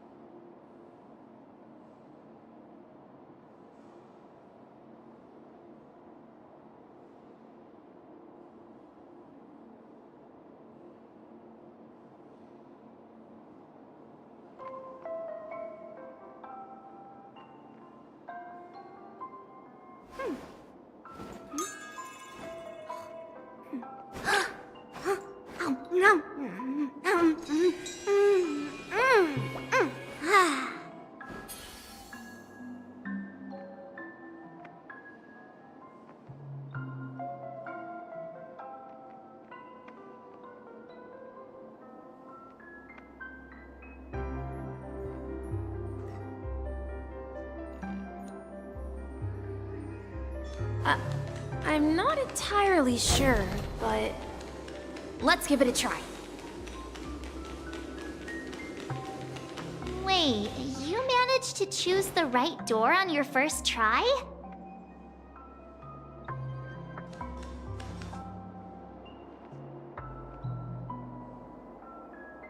Weird.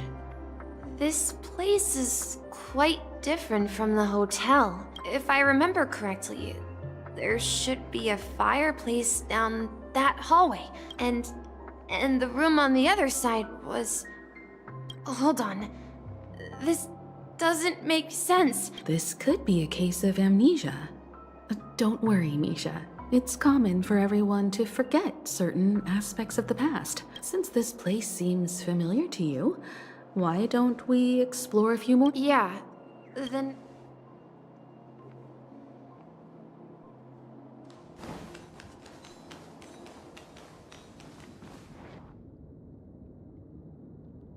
Mikhail, that's the name. Now we all know him as the Watchmaker.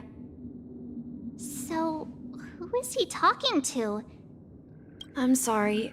I don't know much about the Watchmaker. Anything special about that name? Mikhail is Grandpa's name. Grandpa? But we haven't heard anything about the Watchmaker having descendants. And the name Mikhail is not rare. Could you tell us more about your grandpa, Mikhail? Yeah, sure. He was a seafarer who fearlessly ventured into mysterious seas and storms. He didn't want me to call him Grandpa because that would make him sound old. He believed he was still young. The name Mikhail was given to him by his parents. Every time he came back, he'd share his logbook with me and tell me about his adventures at sea. It appears that the seafarer has nothing to do with the Watchmaker. So, where is your grandpa now? He went off on a new journey, and it's been quite a while since I last saw him. So, where has Clocky gone? Did he leave to protect Dreamville?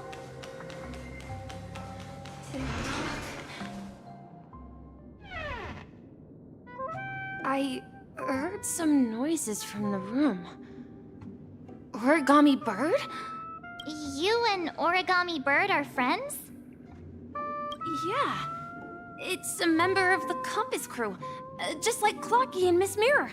They follow Miss Mirror's orders and handle all sorts of jobs on the ship. Sailors? Can Origami Birds be sailors? Could you tell us more about the Compass, Misha?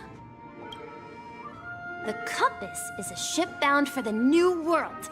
Clocky and his partners travel through layers of fog to the depths of the sea.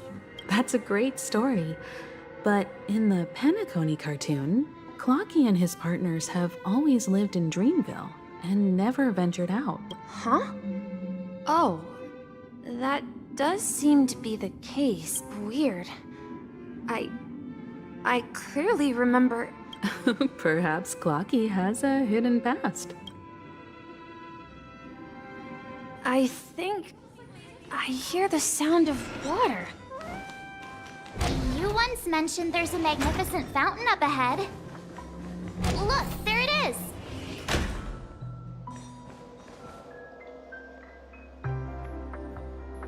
The water resembles a precious jewel. And every time I gaze at the shimmering lights beneath the waves, it feels as though I'm back in this place. Have you recalled anything, Misha? Yeah.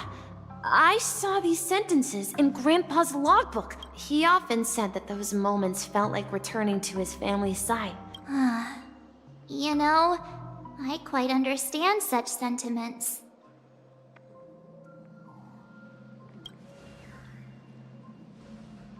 Hey, don't tease! I was just being a bit sentimental. Perhaps every adventurer far from home carries a fountain within their soul. Yeah. While Grandpa was at home, we would stand by the fountain and place the compass, a toy boat that I made, into the pool.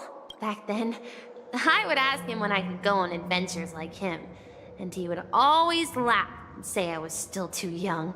It seems this Mikhail is truly a seafarer and has nothing to do with the Watchmaker. Yeah. Based on Misha's recollections, the scenes in the dream bubble appear to be his childhood memories. But this raises more questions. According to Misha, he was clearly born on an oceanic planet and led an ordinary life. Could this be some sort of metaphor? I'm sorry. I don't know, but my memories keep pouring out uncontrollably. Perhaps I'll remember more things.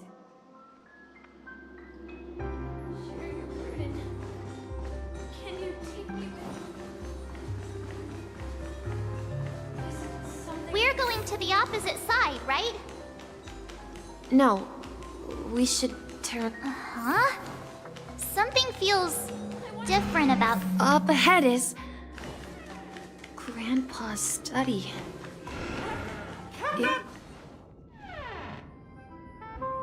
The atmosphere in this room feels totally different. Misha! You finally come! Clocky, you're here! Are those books on the bookshelf logbooks left behind by that seafarer? Yeah. Whenever he came back, he placed a logbook on the bookshelf in his room. They contain records of his expedition. He described our world as a fountain to ensure that everyone had land to settle on. He had to continue exploring the sea and search for the source of the rising seawater. On that day, he called me to his study. I asked him if I could go with him, but he said that my adventure lay elsewhere. What sound? He told me about a vast ocean in the sky. An ocean of stars. He spoke of a train that transports children with a desire to venture far away. He said that he knew the crew on the train. A train? Could it be? It's the Astral Express.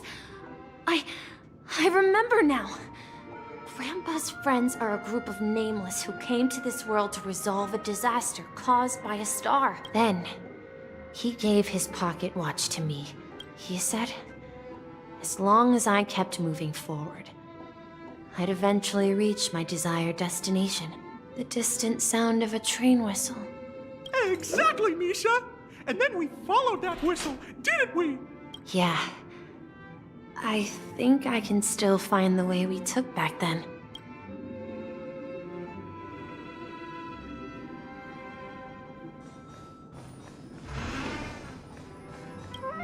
This is the dream jigsaw, right? Do you remember?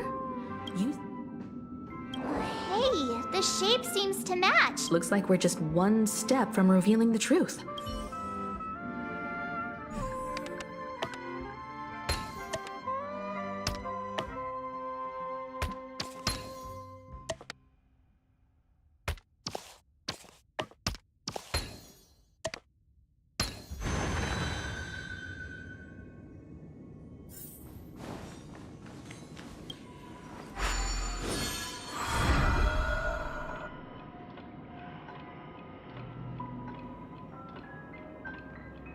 This is it.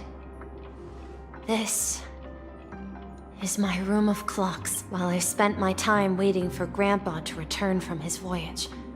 Walter gave me this workshop. Here, I learned how to repair clockwork and gears out of my fondness of precision mechanics. I was born and raised here. So, this building in the dream bubble is your childhood home? Yes, but not exactly. This dream bubble itself is my home. Looks like you've remembered everything now. Wait. Why does it feel like everyone else knows something I don't? Marge, do you remember when she mentioned a clocky that only she could see? Yeah, the little guy here, right? But we all saw him in Dreamflux Reef, right? And Mr. Yang even greeted him. Looks like everyone on the Astral Express has a childlike spirit. The answer lies in the Astral Express. Her experience shows that neither Firefly nor Acheron can see this clocky. And when we were in Dreamflux Reef, you may have noticed that for some reason, nobody outside of the crew had ever talked with Clocky.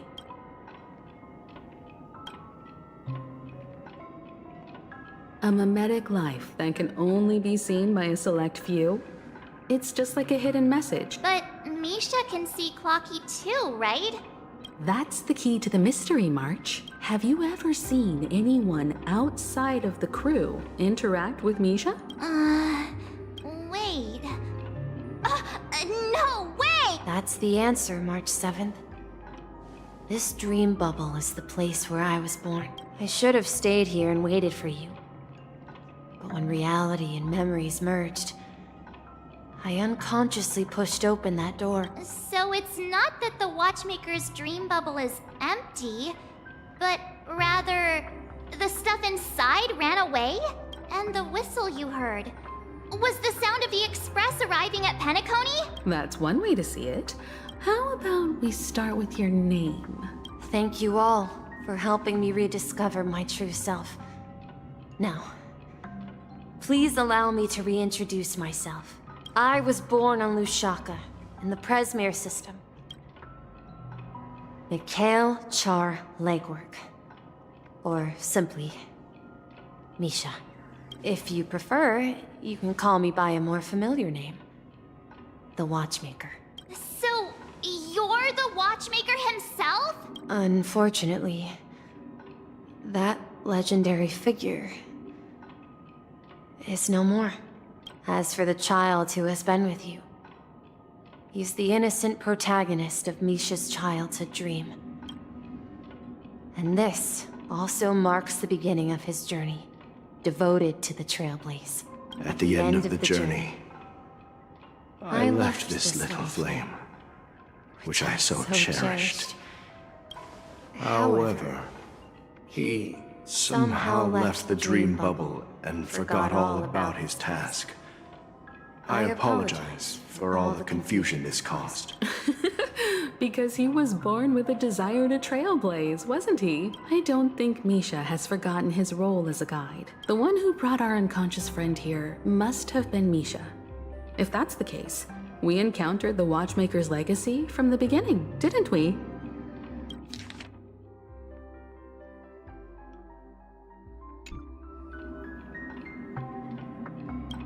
Well, I have a sarcastic friend who says I always take big detours and end up back where I started. But in the end, you found me. If I may apologize, the Stellaron part is real. As for my wealth, however, it's nothing more than a baseless rumor. I left my homeland as a child and embarked on the journey of Trailblaze. I've been moving forward all my life, doing what I could to overcome the obstacles in my path. So, if you ask what's left within this worn-out train engine that can be called a legacy, I suppose it's the things that are still burning in the engine's furnace, now that you're well aware of the current situation of Penacony. I certainly hope that you'll help me get this world back on track. But I'll leave that decision to you.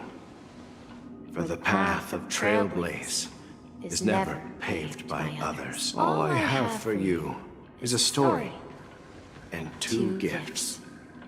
I want to give you my pocket watch. It has accompanied me throughout my long journey, and my hat too.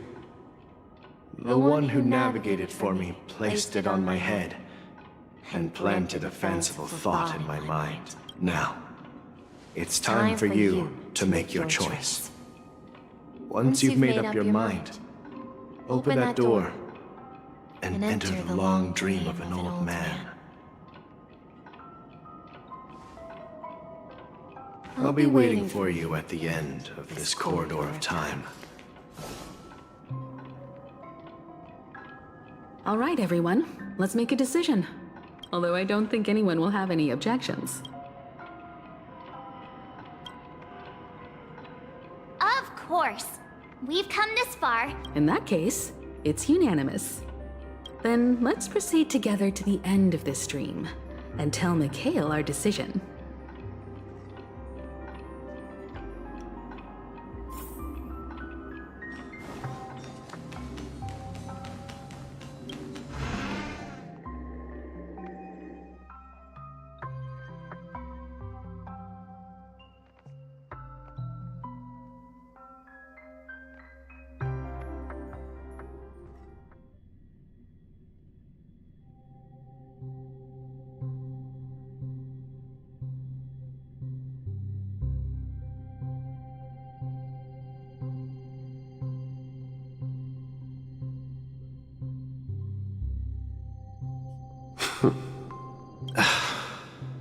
Mikhail, where are you going?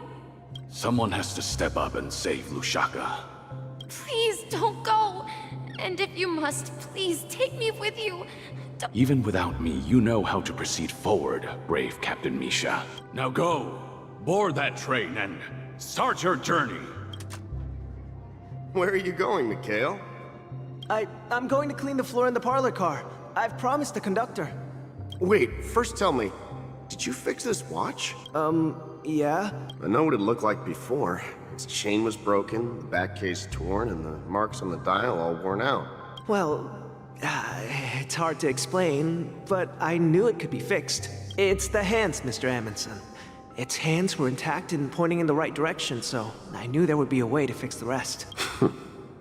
I see. You'll work with me from now on. Haven't you always wanted to tinker with this train? But I only know how to fix watches. Don't worry. You've got what it takes. Where are you going, legwork? It's time to head to our next stop. I'm staying in Astana with Rosalina and Tiernan. I see. This place reminds you of home. The people of Astana have only achieved a tiny victory and still have a long way to go. Don't worry, not all journeys lead to the stars. Even if I leave the Express, our path of Trailblaze will continue. Yeah. I knew you wouldn't stay on the Express forever. Leave in peace, my friend. This is Mr. Amundsen's hat. But why? When he departed, he said he would leave it to his best student. Farewell, legwork. Take care of Tiernan and Rosalina. Where are you going, Watchmaker? Don't worry, Micah. Just going on a little trip. Someone has to be at the forefront of the interstellar frontier, and I'm the only former Nameless in Penacony. Because you're all we have! Have you forgotten about Tiernan? The cosmos is way more dangerous now. What will happen to Penacony if we lose you too? But what will happen to Penacony if we don't find a way out? Tiernan. How could I ever forget him? We Nameless won't stop. Don't worry, Micah. It's just a matter of getting back to my old profession. If I don't come back in one piece, then you'll become the next Watchmaker.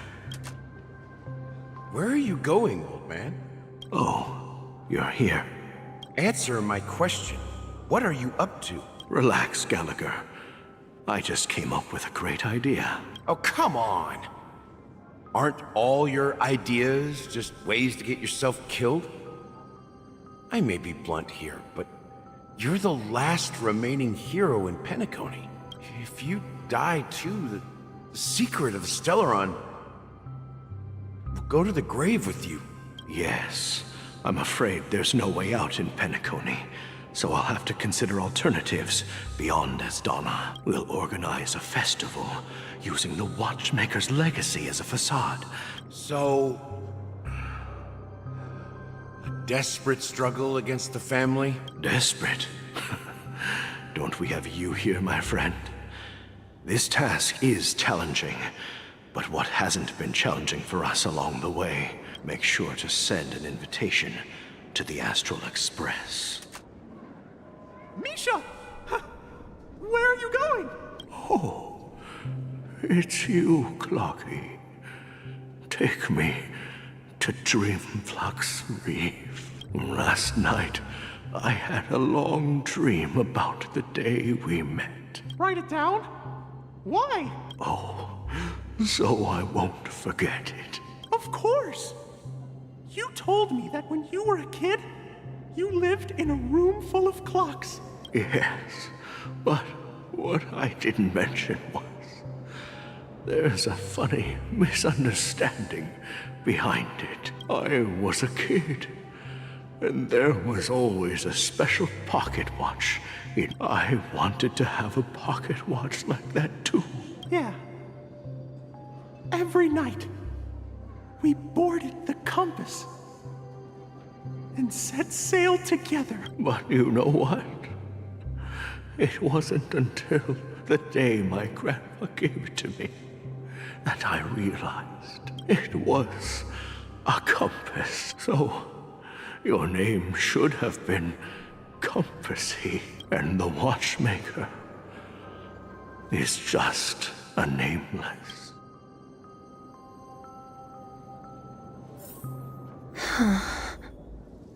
We've arrived at Dreamflux Reef. So, where to next? You know, Clocky, I don't think I'll be going anywhere else.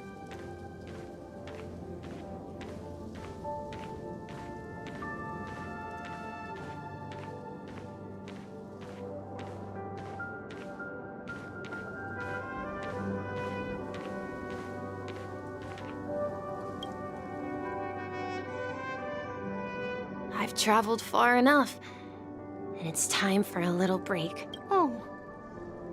So, we'll set out again. When you're rested? No, I'll stay here. And then, this is where it ends. This is... where it ends? What do you mean, you told me that the trailblazing expedition would never end? Yeah, that's what I said. So now, it's up to you to decide your next destination. My next destination? What's that supposed to be? Misha? You're acting weird today. If you're feeling down... No, I'm not feeling down. As for clockwork, yeah, it resolves all problems in this dream. So, do you know what clockwork actually is?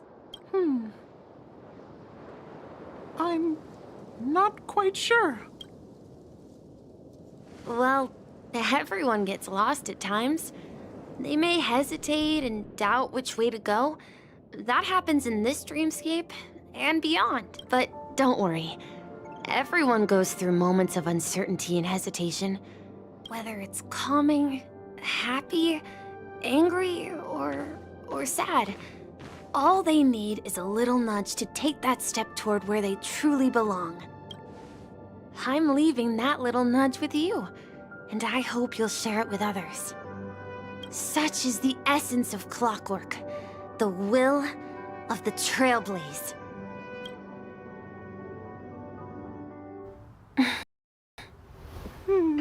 Clocky's hands spin around non-stop, indicating confusion, frustration, and weakness. But ultimately, people still need to move forward. Just like your hands, always pointing ahead. This is where my journey ends. From now on, it is your path to walk. Trailblazing means taking paths your predecessors forswore and venturing even further. The Penacony in Mikhail's dreams does not belong to the Order.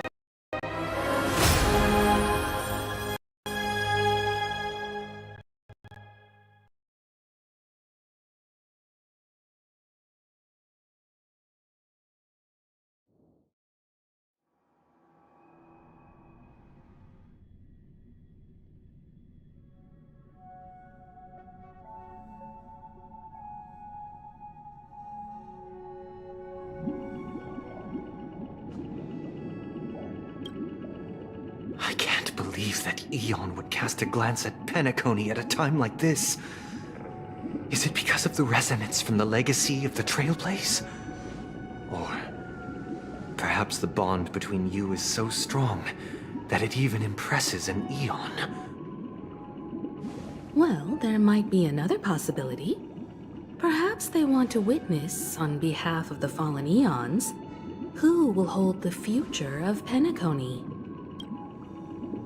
If that's the case, on behalf of the Dream Master of Penacony and the 107,336 members of the Oak family, I'm cordially inviting you all to the Penacony Grand Theater to participate in the upcoming Charmony Festival. And, of course, you won't be in the audience, but on center stage, since the future of the Stellaron, Penacony, and even the entire cosmos is at stake. Let's draw a conclusion there, in all fairness. If you truly believe in Akavili's path, then show me their courage and...